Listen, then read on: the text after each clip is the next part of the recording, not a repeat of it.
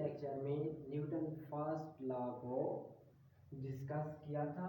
अब हम Newton second law को डिस्कस करते हैं, इसकी स्टेटमेंट चेक करते हैं और उसके बाद इसकी मैथमेटिकल फॉर्म ड्राइव करते हैं। इस स्टेटमेंट फर्स्ट ऑफ ऑल हम चेक करते हैं। न्यूटन सेकंड लॉ क्या कहता है कि when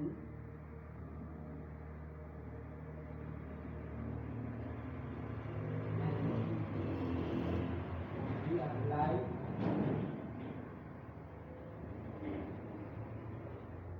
force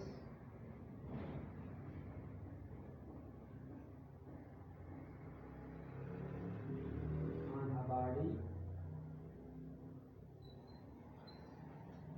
then acceleration is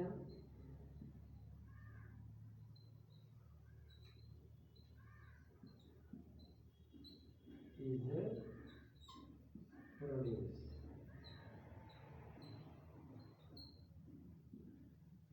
When we apply a force on a body, then acceleration is produced, which is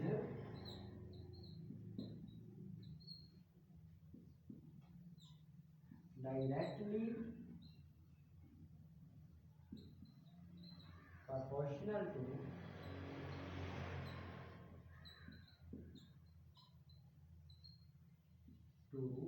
applied force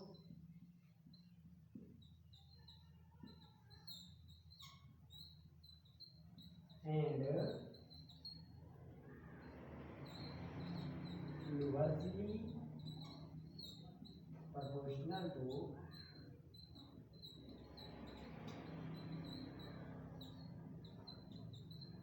mass of a body. देखिए Newton second law क्या कहता है कि when we apply a force on a body then acceleration is produced which is directly proportional to the force and inversely proportional to the mass of the body.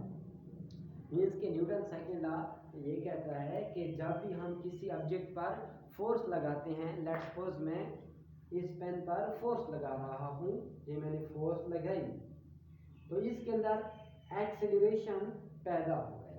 अब इसके अंदर जो acceleration पैदा हुआ है वो इस फोर्स के डायरेक्टली प्रोपोर्शनल है।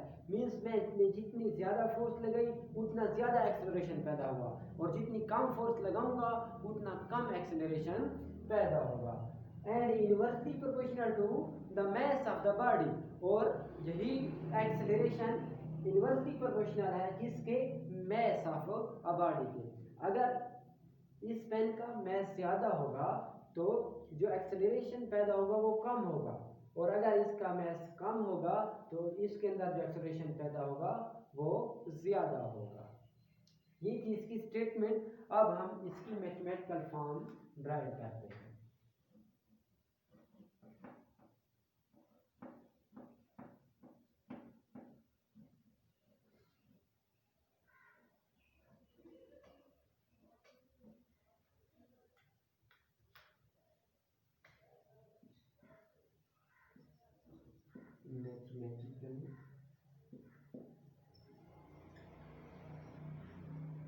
तो देखिए हमारे पास स्टेटमेंट ये था कि एक्सेलरेशन डायरेक्टली प्रोपोर्शनल है किस चीज़ के?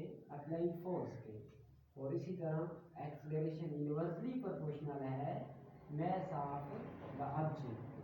तो ये हमारे पास दो इक्वेशन बन गई। अब मैं इन दो इक्वेशन को कंबाइन करता हूँ। कंबाइनिंग इक्वेशन 1 एंड 2, तो acceleration proportional to F by M आ जाएगा। अब मैं प्रोपोर्शनैलिटी को ख़त्म करने के लिए और इक्वालिटी को लाने के लिए कोई कांस्टेंट लाता हूँ। यहाँ पर A is equal to constant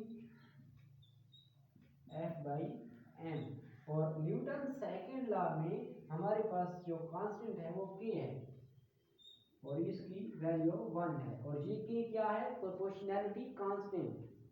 तो यहाँ पर A is equal to constant की जगह मैं के लिख देता हूँ, के एफ बाई एम, और अब मैं कांस्टेंट की वैल्यू पुट करता हूँ तो 1 इंटू एफ बाई एम आ जाएगा। अब 1 जब इसके साथ मल्टीप्लाई होगा तो ये वही आ जाएगा कि एफ बाई एम। अब m यहाँ पर डिवाइड हो रहा है, इधर आएगा तो मल्टीप्लाई हो जाएगा, तो M A is equal to F, और इस तरह इसको मैं तरतीब देता हूँ तो F is equal to M A आता है, जो कि न्यूटन सेकंड लॉ की मैथमेटिकल फॉर्म